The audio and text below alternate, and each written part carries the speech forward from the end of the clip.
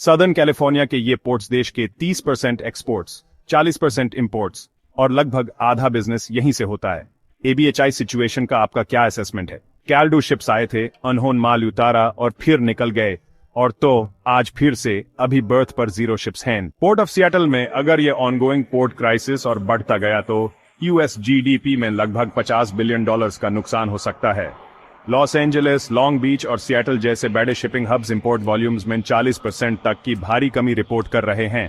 शायद इससे भी ज्यादा चिंता की बात यह है कि चीना से कंटेनर बुकिंग सिर्फ एक महीने में लगभग 50% तक गिर गई हैं। ये यूनाइटेड स्टेट्स के सबसे बड़े इंपोर्ट सोर्स से ट्रेड एक्टिविटी में एक बहुत बड़ी गिरावट है, और ये किसी वर्ष या ग्लोबल पैंडेमिक का नतीजा नहीं है। इसका कारण बहुत सोचा समझा है। चाइनीज सामान पर यूएस टैरिफ्स जो अब 45% तक पहुंच गए हैं, उन्होंने देश के शिपिंग सेक्टर में पूरी तरह से डिसरप्शन ला दिया है। जो पोर्ट्स कभी चलते फिरते रहते थे, वो अब पॉलिसी के इस भूचल से एकदम शांत घोस्ट टाउन्स जैसे बन गए हैं। अब मेन सवाल बदल गया है। अब ये नहीं है कि शिपमेंट्स कब आएंगे, अब सवाल यह है कि क्या यूएस सप्लाई चेन इसे झेल भी पाएगा या नहीं। अमेरिका की शिपिंग क्राइसिस के केंद्र में हैं उसके सबसे important trade arteries Los Angeles और लॉन्ग बीच की पोर्ट्स, जो मिलाकर यूनाइटेड स्टेट्स में आने वाले कुल कंटेनराइज्ड कार्गो का लगभग 40% हैंडल करते हैं। आमतौर पर जहां हर वक्त कम चलता रहता था, क्रेन्स घूमते थे, ट्रक्स लाइन में लगे होते थे और शिप्स समुद्र में अपनी बारी का इंतजार करते थे, वहां अब सिर्फ खामोशी गूंज रही है। टर्मिनल एक्टिविटी बहुत गिर गई है। रिपोर्ट्स दिखा रही हैं कि वेसल ट्रैफिक और कंटेनर वॉल्यूम में भारी कमी आई है, जिसका सीधा संबंध एशिया, खासकर चाइना से ऑर्डर्स में कमी से है। गैप 2S थोड़ा नॉर्थ में हालत उतनी ही खराब है। सियाटल और तकोमा के पोर्ट्स, जो कभी पैसिफिक ट्रेड के लिए बहुत इंपॉर्टेंट गेटवेज थे, वहां हफ्तों से एक भी नया वेसल डॉक नहीं हुआ है। सैटेलाइट इमेजरी और इंडस्ट्री ट्रैकिंग डेटा कंफर्म करते हैं कि बर्थ्स खाली हैं और कंटेनर स्टैक्स वैसे ही पाड़े हैं। यह सिर्फ छोटे मोट लॉजिस्टिकल इश्यूज नहीं हैं, यह सिस्टेमिक ब्रेकडाउन्स हैं जो अमेरिका के इंपोर्ट इकोसिस्टम के बड़े पैमाने पर बिगाड़ने को दिखाते हैं। जो कभी देश की इकोनॉमिक ताकत और ट्रेड में दबदबे का सिंबल था, वो अब पॉलिसी से पैदा हुई पैरालिसिस का एक दर्दनाक अक्स बन गया है। इसका इंसानी नुकसान 3,500 डॉक वर्कर्स बिना शिफ्ट्स के। पोर्ट थ्रूपुट में ये भारी कमी किसी टेक्निकल फेलियर या लेबर डिस्प्यूट्स की वजह से नहीं है, ये सोची समझी ट्रेड पॉलिसी का नतीजा है। ट्रंप एडमिनिस्ट्रेशन के टाइम लगाए गए चाइनीज इंपोर्ट्स पर 145% टैरिफ्स ने जरूरी सामान को इतना महंगा कर दिया है कि बड़े पैमाने पर ऑर्डर्स कैंसिल हो गए हैं और शिपिंग लेन डिसरप्शंस आ गई हैं। अब पूरे के पूरे पोर्ट रीजन्स, जो वेस्टर्न हेमिस्फीयर के कुछ सबसे बिजी इलाके हैं, गोस्ट टाउन्स जैसे दिख रहे हैं।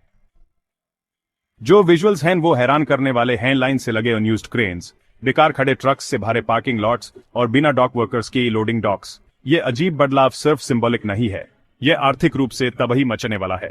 ये पोर्ट सिर्फ ट्रेड हब्स नहीं हैं, ये रीजनल इकोनॉमीज की धड़कन हैं जो जॉब्स, स्मॉल बिजनेसेस और इंफ्रास्ट्रक्चर इन्वेस्टमेंट को बनाए रखने के लिए लगातार थ्रूपुट पर निर्भर करती हैं।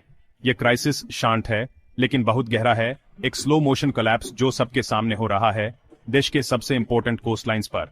और अगर इस पर ध्यान नहीं दिया गया तो ये घोस्ट पोर्ट्स कुछ और भी ज्यादा विनाशकारी चीज का पहला इशारा हो सकते हैं। अमेरिका की लॉजिस्टिकल कंपेटिटिवनेस का लंबा नुकसान। जैसे जैसे अमेरिका के एयरपोर्ट्स शांत हो रहे हैं, इसके झटके लॉजिस्टिक्स इकोसिस्टम में दूर तक महसूस हो रहे हैं और उस इंफ्रास्ट्रक्चर को कमजोर कर रहे हैं जो यूएस इकोनॉमी को चलाता है। ट्रक ड्राइवर्स, डॉक वर्कर्स और वेयरहाउस स्टाफ, जो हर शिपमेंट और स्टॉक शेल्फ के पीछे की जरूरी वर्कफोर्स हैं, अब बड़े पैमाने पर ले ऑफ्स, काम के घंटे कम होना और ऑपरेशनल स्टैंडस्टिल्स का सामना कर रहे हैं। पोर्ट एक्टिविटी में कमी ने उनके काम के फ्लो को रोक दिया है जिस पर वो निर्भर करते हैं, जिससे बहुत से लोग बेरोजगार या अंडर एम्प्लॉयड हो गए हैं और रिकवरी का कोई साफ टाइमलाइन नहीं है। देश भर में लॉजिस्टिक्स फर्म्स बहुत बड़े नुकसान की रिपोर्ट कर रही हैं। वीडियो में बताए गए इंडस्ट्री रिपोर्ट्स के अनुसार रेवेन्यू में 40 से 60% तक की कमी आई है। बहुत से छोटे ऑपरेटर्स, खासकर इंडिपेंडेंट ट्रकिंग बिजनेसेस और रीजनल फ्रेट सर्विसेज, पहले ही बैंक्रप्सी या टेम्पररी क्लोजर के लिए फाइल कर चुके हैं क्योंकि वो डिमांड में अचानक आई कमी को झेल नहीं पा रहे हैं। बिना स्टेबल वॉल्यूम्स के ये companies simply fuel costs, payroll या वेयरहाउस ओवरहेड को सस्टेन नहीं कर सकती। चाइनीज शिपमेंट्स में 50% की गिरावट और इल्जाम लगाने के लिए कोई वर भी नहीं है। क्राइसिस को और बढ़ा रही है डिस्ट्रीब्यूशन सेंटर्स में जमा हो रहे अबैंडन्ड या अनक्लेम्ड कंटेनर्स की बढ़ती संख्या। ये यूनिट्स जो कभी स्टोर शेल्व्स के लिए सामान से भरे होते थे अब बेकार पड़े हैं। उन बायर्स का इंतजार कर रहे हैं जो कभी आए ही नहीं, या उन रिटेलर्स का जो तारीफ से बाधी हुई नई कीमत उनको अफोर्ड नहीं कर सकते। वेस्ट कोस्ट के बड़े हब्स में स्टोरेज यार्ड्स कैपेसिटी तक पहुंच रहे हैं, जबकि इनकमिंग शिपमेंट्स अभी भी रुके हुए हैं। इसका नतीजा एक पैराडॉक्स है, ट्रांजिट में ओवर सप्लाई और स्टोर्स में कामी। असल में रिटेलर्स पहले ही चेतावनी दे रहे हैं, सप्लाई चेन्स दोनों तरफ से टूट रही हैं, इनपुट्स ओरिजिन पर फेज हुए हैं और आउटपुट्स लॉजिस्टिकल लिम्बो में फंसे हुए हैं, इसलिए स्टोर शेल्व्स खाली होने लगे हैं। कंज्यूमर फेसिंग ब्रांड्स, खासकर इलेक्ट्रॉनिक्स, होम गुड्स और अपैरल, डिमांड पूरी करने के लिए पर्याप्त स्टॉक जमा करने में स्ट्रगल कर रहे हैं। सीजनल शॉर्टेजेस और प्राइस सर्जेस का खतरा तेजी से बढ़ रहा है, और जैसे जैसे इन्वेंटोरीज खत्म होंगी, इन्फ्लेशनरी प्रेशर और तेज होगा। यह सिर्फ एक शिपिंग प्रॉब्लम नहीं है, ये एक सिस्टेमिक बॉटलनेक है जो यूएस इकोनॉमी के हर स्टेज के लिए खतरा है, ग्लोबल सोर्सिंग से लेकर लास्ट माइल डिलीवरी तक। और अगर जल्द ही पॉलिसी में कोई हस्तक्षेप नहीं हुआ या ट्रेड फ्लोज का स्ट्रेटेजिक रिलाइनमेंट नहीं हुआ, तो अमेरिका का लॉजिस्टिक्स इंजन सिर्फ रुकेगा नहीं, ये पूरी तरह से जम हो सकता है। अमेरिका की इन शांत पोर्ट्स की सतह के नीचे एक कहीं ज्यादा खतरनाक झटका छुपा है, एक नेशन वाइड इकोनॉमिक आफ्टरशॉक जो यूएस इकोनॉमी के हर कोने को हिला सकता है। एक्सपर्ट्स अब चेतावनी दे रहे हैं कि अगर ये शिपिंग और सप्लाई चेन क्राइसिस बना रहा, तो इसका क्यूमुलेटिव इंपैक्ट देश की जीडीपी से $50 बिलियन तक कम कर सकता है। पहले के शॉक्स जो नेचुरल डिजास्टर्स या पैंडेमिक्स की वजह से आए थे, उनके अनलाइक ये वाला संकट काफी हद तक सेल्फ इन्फ्लिक्टेड है, जो पॉलिसी डिसीजंस और उनके कैस्केडिंग फॉलआउट यानी एक के बाद एक होने वाले बुरे नतीजों में रूटेड है। ये जो पोर्ट पैरालिसिस और लॉजिस्टिक्स ब्रेकडाउन है, ये सिर्फ कॉमर्स को ही स्लो डाउन नहीं कर रहा, ये कंज्यूमर इकोनॉमी की धमनियों को सिकोड़ रहा है। जैसे जैसे इन्वेंट्री की कमी रिटेल तक पहुंच रही है, प्राइस प्रेशर्स तेजी से बढ़ रहे हैं। एनालिस्ट का अनुमान है कि ओवरऑल इन्फ्लेशन में 2 से 3% की बढ़ोतरी होगी, और कुछ प्रोडक्ट कैटेगरीज, खास तौर पर वो जो चाइनीज इंपोर्ट्स पर ज्यादा डिपेंडेंट हैं, उनमें चीजों के दाम 20% तक बढ़ सकते। रोजमर्रा की चीजें जैसे इलेक्ट्रॉनिक्स, किचन अप्लायंसेस, फर्नीचर और यहां तक कि कपड़े भी जल्द ही काफी महंगे हो सकते हैं, या फिर मार्केट से गायब ही हो सकते हैं। टाइमिंग इससे बुरी नहीं हो सकती थी, क्योंकि कोर इन्फ्लेशन पहले से ही काफी बढ़ा हुआ है।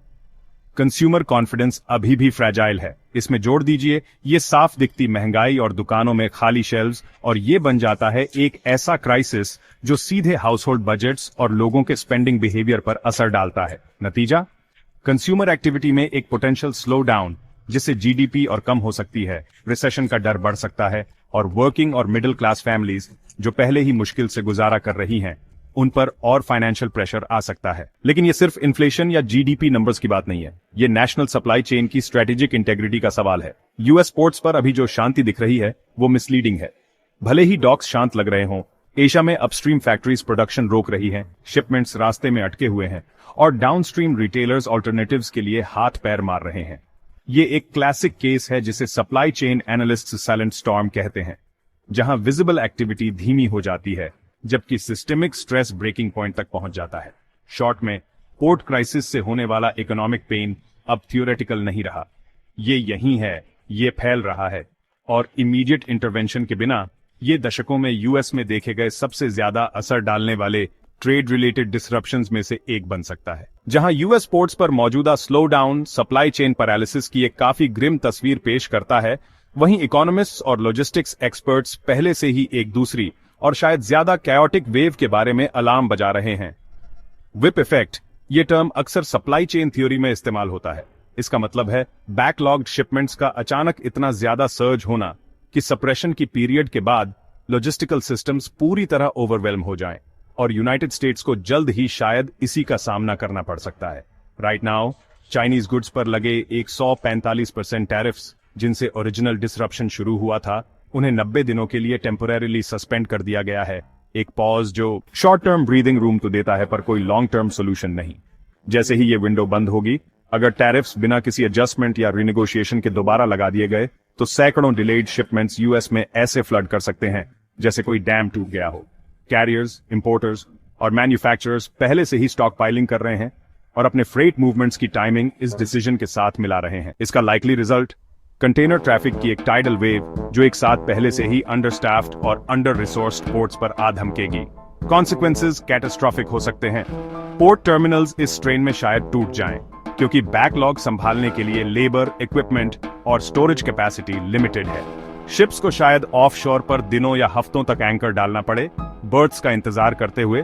ये pandemic era supply chain crisis के सबसे बुरे दिनों की याद दिला देगा। इस सिनेरियो में टर्मिनल कंजेशन की वजह से हर mode of transportation, rail, truck और एयर फ्रेट में डिलेज होंगे। इन्वेंट्री प्लान्स पूरी तरह से अनरैवल हो जाएंगे, वेयरहाउसेज में जगह खत्म हो जाएगी और रिटेलर्स जो रिप्लेनिशमेंट एक्सपेक्ट कर रहे हैं, उन्हें स्टॉक आउट्स और मिस्ड सेल्स विंडोज का सामना करना पड़ेगा, जो सीजनल या पेरिशेबल गुड्स के लिए पार्टिकुलरली डैमेजिंग होगा। डिमरेज और डिटेंशन फीस के कॉस्ट्स एकदम बढ़ जाएंगे और कैरियर्स प्रॉफिट लॉस से बचने के लिए वॉयेजेस को रीरूट या कैंसिल भी कर सकते हैं। विप इफेक्ट को जो चीज इतनी डेंजरस बनाती है वो है इसका कंपाउंडिंग नेचर। हर डिले डाउनस्ट्रीम में फेलियर्स की एक पूरी कैस्केड शुरू कर देता है। जो चीज एक पोर्ट स्केड्यूलिंग इश्यू के तौर पर शुरू होती है, वो जल्दी ही एक नेशनल लॉजिस्टिक्स इमरजेंसी बन जाती है। और क्योंकि इंफ्रास्ट्रक्चर और लेबर पूल को इस शॉक को अब्सॉर्ब करने के लिए स्केल नहीं किया गया है, सिस्टम पूरी तरह लॉकअप हो सकता है, जैसे फिजिकल वर्ल्ड में कोई डिजिटल बॉटलनेक हो। इन एसेंस, ये सेकंड वेव ट्रेड को डिसरप्ट करने से कहीं ज्यादा कर सकती है। ये अमेरिका के लॉजिस्टिक्स आर्किटेक्चर की फ्रेजिलिटी को एक्सपोज कर सकती है, जो एफिशिएंसी के लिए बनाया गया था, रेजिलियंस के लिए नहीं। स्ट्रेटेजिक प्लानिंग और प्रीएम्प्टिव कोऑर्डिनेशन के बिना विप इफेक्ट शायद पहले डिसरप्शन से भी ज्यादा तेजी से और ज्यादा जोर से हिट करे। अमेरिका के शिपिंग और सप्लाई चेन क्राइसिस के सेंटर में एक डिलिबरेट पॉलिसी चॉइस है, economic nationalism. President Donald Trump के अंडर एडमिनिस्ट्रेशन ने चाइनीज गुड्स पर स्वीपिंग टैरिफ्स लगाए 145% तक, जिनका स्टेटेड गोल था अमेरिकन इंडस्ट्रीज को प्रोटेक्ट करना और फॉरेन मैन्युफैक्चरिंग पर रिलायंस कम करना। इस स्ट्रेटेजी का एम था प्रोडक्शन को रीशोर करना, डोमेस्टिक सोर्सिंग को इनकरेज करना और जिसे एडमिनिस्ट्रेशन चाइना की अनफेयर ट्रेड प्रैक्टिसेस मानता था, उसे पनिश करना।